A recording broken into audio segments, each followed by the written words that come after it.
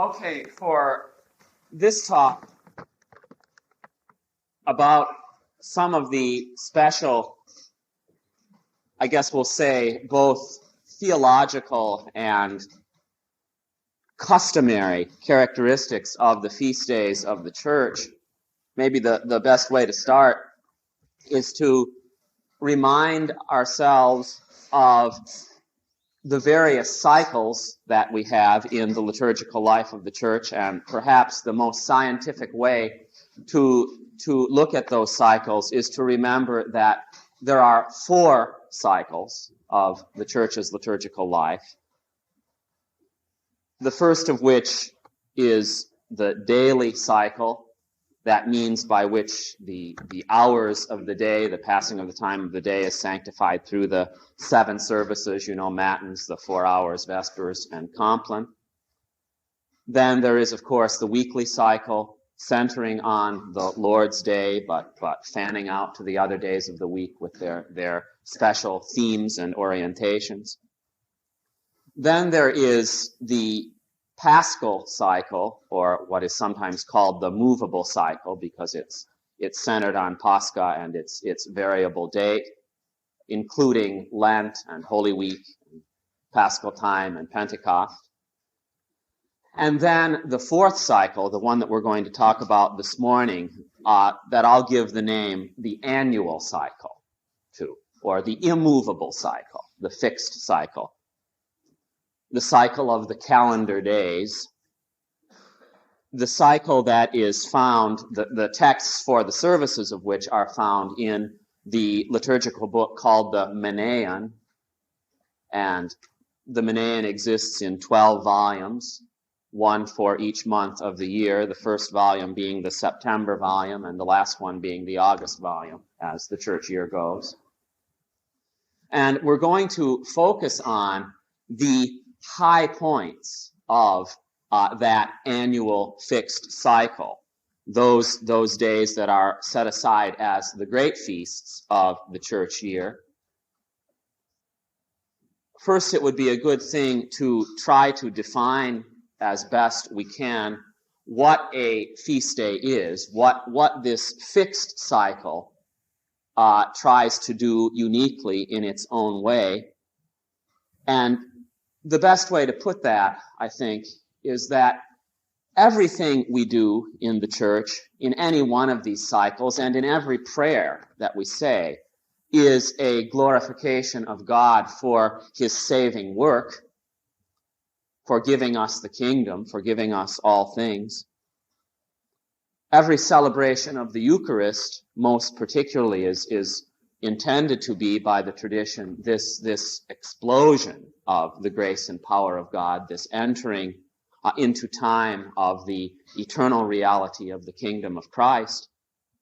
So in the Eucharistic celebration, everything is kind of concentrated there, you see. And so with these cycles of the sanctification of time, and in particularly the celebration of the feast days, what has been given us there in the tradition is the means by which to take this explosion of the saving grace of God and to contemplate it through various angles, through various colored windows, it could be said, through various shades of those most particular events, for example, in the life of Christ or in the life of the Mother of God, which are emphasized for the means of being, each one of them, are a particular way through which God's saving grace is revealed. So it's not simply the celebration or the remembrance of a past event. It's the seeing, the entering into the mystery of salvation and the kingdom of God contemplatively through this event that is being celebrated in the feast. So that is the nature of a feast day. It is a spiritual banquet, you could say, in which one of the saving events in the history of salvation is focused in upon by the church, so that through that unique event, a more a more rich understanding and experience of what the entire mystery of salvation is realized by the church. So saying that as a generality, we can go through and talk about some of the special characteristics of each one of the great feasts of the calendar year, if we can get through them all, and I'll try. And I'll try to focus in on first a theological or spiritual focal point for each one of the feasts, and I'll also try to illustrate, as a number of you have asked me to do, some of those external things in the celebration of those feasts that make them particular, some of the things that you can't necessarily even read about in the service books, because the service books, and I don't think they can be blamed for this, they're not printed primarily taking into account that the people who might be using them and reading them are people who've never seen any of these things before. So sometimes they assume that things are known that aren't necessarily known by people who have never seen them before. So I'll try to focus in on some of those things. Now, in general, the way each one of the feast days of the church is celebrated, the great feast days, is that it's not simply one day. It's a period of time. I think you all know that. Each one of the great feast days usually has one day of preparation called a pre-feast. In the case of the Nativity and the Theophany, there are several days of pre-feast, but the others in general have one. Then you have the feast day itself, and then you have several days, and in each one of the feasts, the amount of time is different. Several days of post-feast or after-feast, and this whole period of time is set aside for entering into this mystery that's being celebrated. And then the last day of the feast is given the name of leave-taking, or saying goodbye to the feast. Also, it should be mentioned here, it's as good a place for this comment as any, is the understanding and experience of the church of these feast days is that the banquet that is being spoken of is primarily, not exclusively, but primarily and focally a spiritual one. What is being feasted upon is the saving mystery that is being celebrated, and the climax of that is the celebration of the festal Eucharist. It is the Eucharist, above all things, that celebrated on this day and focused in upon this mystery that makes the feast day the feast day. That the Eucharist, combined with the banquet of riches that the tradition provides in the liturgical texts and hymnography for these days. Only secondarily, I'm not trying to create some sort of artificial, mind-spirit dichotomy or rather matter-spirit dichotomy, but only secondarily is the feast day understood as the day for celebration, as we commonly use that term, the banquet, the meal. In fact, some feast days, as you know, are fast days. And there's no contradiction in that. Just to mention a few, some of them always are. The Exaltation of the Cross always is a fast day. The martyrdom, the beheading of St. John the Baptist always is a fast day. The Feast of the Transfiguration always is a fast day because it falls within the fast of the Dormition. The Annunciation is always a fast day because it falls within Great Lent. And when those days come, they're understood as great celebrations of the church year, spiritual banquets, and in recognition of that, there's a sort of mitigated fast that's offered by that day, but the fast is not completely banished. It's not considered that it's incompatible, maintaining whatever physical fast that's going on at that time. It's not considered incompatible with the celebration of the feast. So those comments by way of introduction, and so then we'll start right away, beginning with September, when the church year begins, and the first of the great feasts of the year, September 8th, the birth of the Mother of God. By way of comment, probably most of you realize this, but the beginning of the calendar year on September 1st is one of our inheritances from Byzantium. from Constantinople. That's when the calendar year, the civil calendar year actually began then. And we have one remnant of that still in contemporary Western society with the beginning of the school year. That's not many people realize that's a kind of inheritance from Byzantium. But it's an interesting thing. Southern Baptists begin their church year. Do they? That's interesting.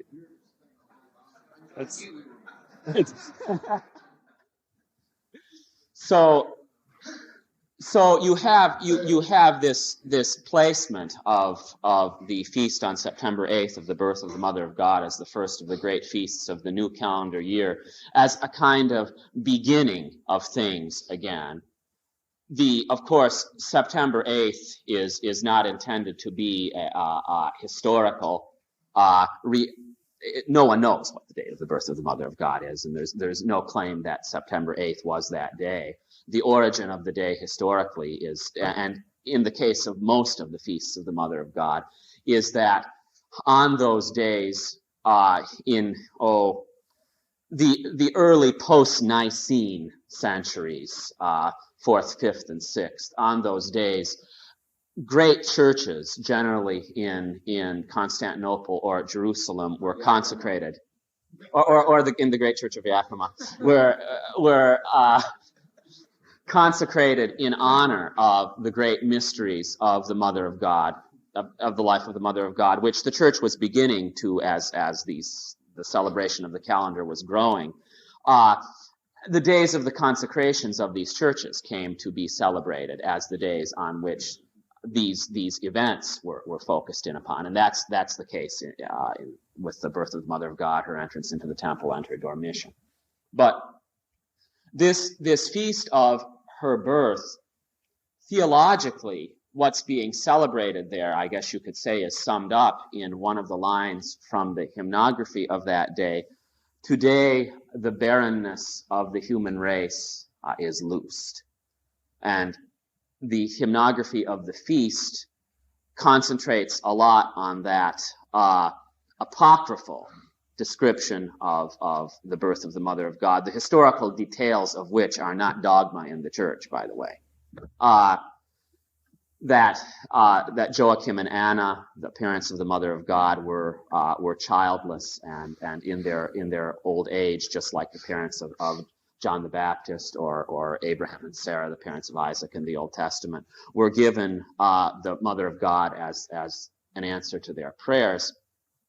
Whether or not this is an historical description of what happened with the birth of the Mother of God is not the primary issue. What is the primary issue is that in the birth of this child who is going to become the temple of the living God, going to give the Word of God his human nature, the emptiness, the barrenness of the human race is ended, and the human race blossoms with the flower that can be offered, is a fitting gift to offer to God. It's the feast of the birth of the Mother of God is our Orthodox answer to the false doctrine of man as totally depraved.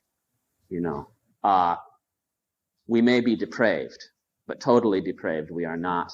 The image has not been taken from us, and amid the world of sin, corruption, and death, still there has been faith and obedience to God, and even a measure of righteousness. And from that, the fruit of all that, the focus of all that, everything that Old Testament revelation has been given for, however faithless in general the receptors of that revelation have been, nevertheless, it does result in this precious fruit, the Mother of God, and that's because of her nativity. We can sing on Christmas Eve as we do, in that beautiful hymn about every creature made by you, O Lord, offers you thanks. The angels give you their hymn, and the wise men their gifts, and the earth its cave, and the wilderness its manger. And we, meaning the human race, we give you your Virgin Mother. So that's what's being celebrated primarily in this feast, a joy to the universe is your Nativity, O Virgin. In the troparion of that feast, it's a very beautiful and exact example of how each feast day takes one of the events of salvation history and perceives the whole saving dispensation in it. If you listen to the words of the troparion for the Nativity of the Mother of God, your Nativity, O Virgin, is joy for the whole universe, the whole cosmos, as the Greek says. For the Son of Righteousness, Christ our God, was born from you, O Theotokos, and by annulling the curse, and the curse always means in the end the last enemy, death, by annulling the curse, he bestowed the blessing, and by destroying death, he has given us life everlasting. So, see, you begin with saying the Nativity of Mary is the joy to the cosmos and end up by saying how Christ has destroyed the curse, given the blessing, and life everlasting. So that's a wonderful illustration of what the feast days are for. Taking an event, using it as a window, many colored windows, you can look at them as to see the glory of the kingdom of God. So from that one, there are no special customs of any kind for that feast. It's celebrated with the usual services that a feast day is celebrated with.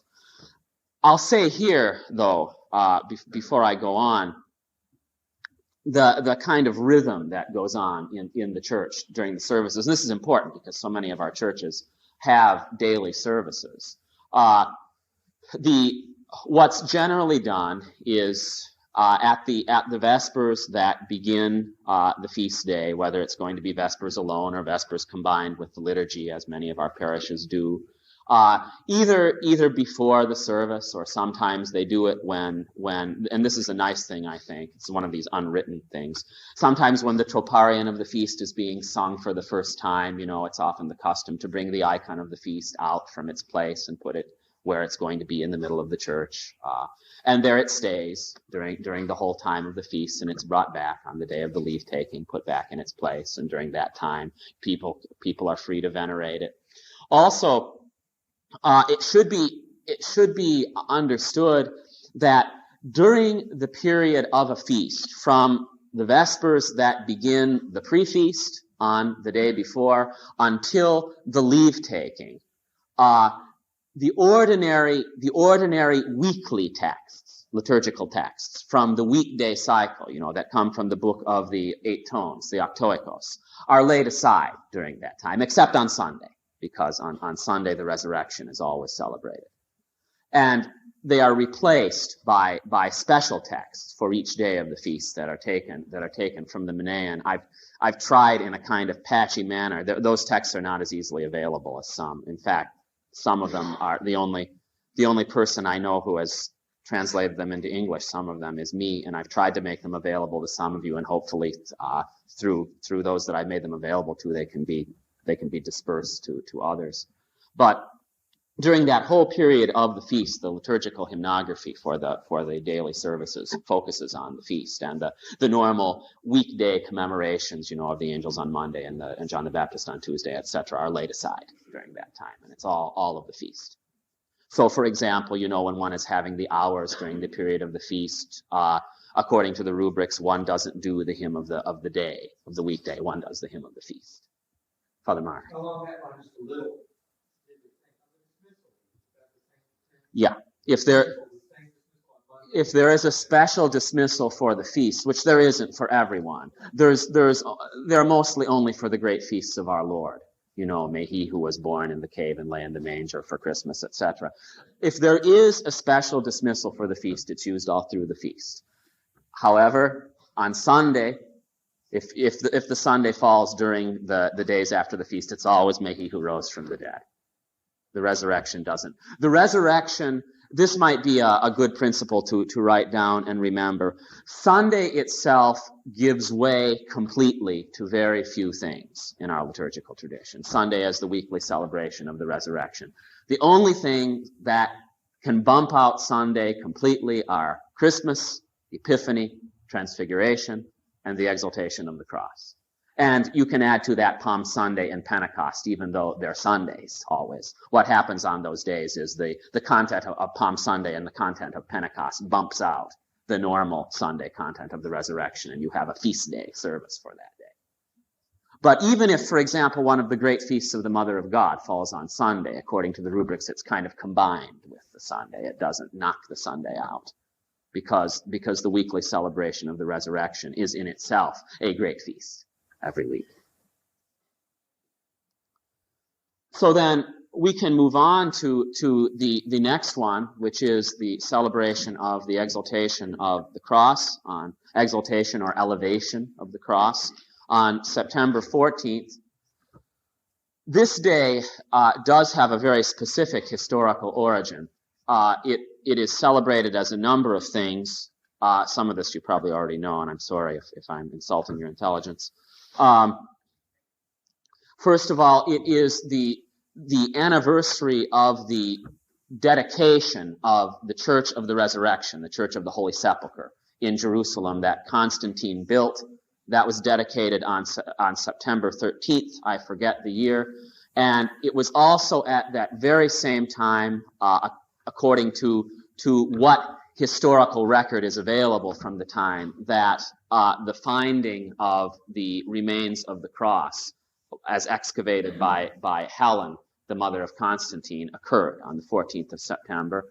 It was also on that same day that a couple centuries later, the relics of the cross that were stolen by the Persian emperor during the war against the Byzantine Empire were recaptured and brought back. So this day of the exaltation of the cross is different from the other great feasts in that it focuses on, it has its origin in an historical event that took place, after the life and the flesh of our Lord and the Mother of God. It's different that way. It's something from the memory of the church, and from this finding of the cross, this building in Jerusalem of the churches in the holy places, and particularly really during the time of the Christian Empire, though I myself use that term with a lot of trepidation. During that period, however, the Feast of the Exaltation of the Cross became a sort of 4th of July. It was the day of celebrating God's protection over his commonwealth, as the hymns say, by the power of the cross. And if you don't know this already, it's probably good to know, as just as a point of historical understanding, the troparion of the cross, the well-known, "O Lord, save your people and bless your inheritance." The original version of that, what was sung for centuries in Orthodox churches, went like this: "O Lord, save your people and bless your inheritance. Grant victory to our Orthodox emperor over the barbarians, and guard your commonwealth through your cross." That's what it said. And the barbarians meant the enemies, those who were always on the borders of the empire trying to destroy it, and also was kind of referred spiritually to enemies within too. But that troparion was in its origin a political statement, and the exaltation of the cross was in its gestation, you can say, a kind of political feast. There are no more Christian empires, if there ever were one in a true sense, as Father Alexander liked to talk about a lot. But it did occur in the memory of the church that there is a legitimate content, though, of this feast that needed to be spiritualized, and that's what's done. We sing "Grant Victory" to the Orthodox Christians over the enemy, or over the enemies, over the truly evil enemies. And that day, as a celebration of the ongoing power of the cross in the church, remains a continually valid thing until the end of time. That the sign of the Christian life, the sign of the church, the sign of victory is the sign of the cross, the tree on which death is trampled by death. So it's from that political inheritance of Byzantium that we've inherited this feast, and in the modern time, it's become a spiritual feast, focusing on the power of the cross in the church. It's special. It does have a couple special characteristics beyond the usual order of services, and that is, first of all, it is always observed as a fast day, and that comes from this sensitivity of the tradition that all days of the cross, of focusing in on the sufferings of Christ, are days on which the members of the body represent in their flesh, in their physical bodies, the passion of the Lord by taking upon themselves the fast. So it's always a fast day. If it's on a weekday, it's meant to be a total fast day till the evening. If it's on Saturday and Sunday, it's one of those days when wine and oil is permitted. But it's always a day of fast or abstinence.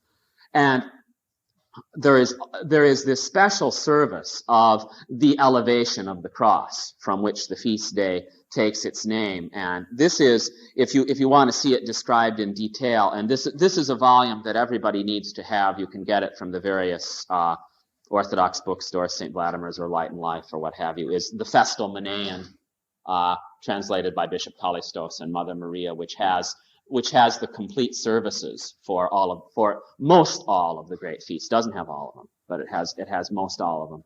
And the best thing to do to learn the feast days is, even, for example, if your liturgical situation isn't permitting you to do full services. I know most of our churches still aren't able to do matins.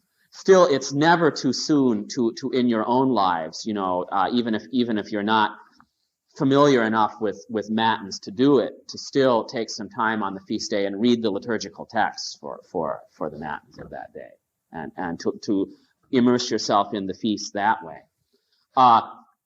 But you'll see there for September 14th in the Festal Manean a description of this service, which is meant to be done between Matins and the Divine Liturgy. People end up doing it at various times these days. It's frequently become the custom to do this, bringing out this procession of a decorated cross that's been kept on the altar, that's carried all the way around the church, and it's brought to the middle of the church, and then there are prayers. It's a litany that the deacon says, while the priest actually describes how to do this. It's an act of acrobatics, actually, if you've ever seen it done. Liturgical acrobatics, where you hold the cross high above your head, and the rubrics say you sink down to the ground with it. Literally is what the Greek says, and then come back up as for each, facing the four directions of the compass: east, north, west, south, and back to the east again. Or maybe it's east. Well, whatever. It starts with the east.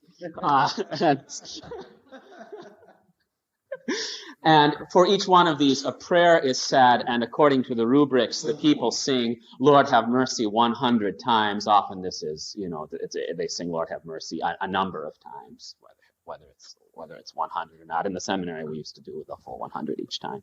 But as the priest sinks down with the ground with the cross, and then elevates it up again and makes the sign of the cross, blessing not simply the people, but by turning to the four corners of the earth like that, what's being said is the cross is the fulcrum of the universe. The cross is the center of the world, of life.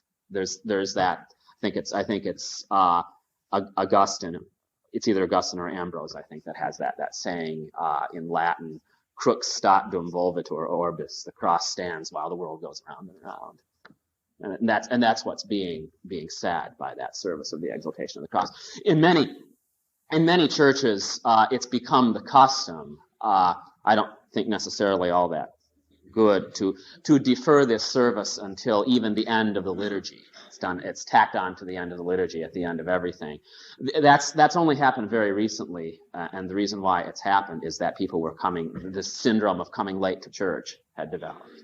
And so they wanted everybody to be there for that, so they just tacked it on to the end. It's meant to be the beginning, it sort of introduces you into the liturgy, and all the service books say that.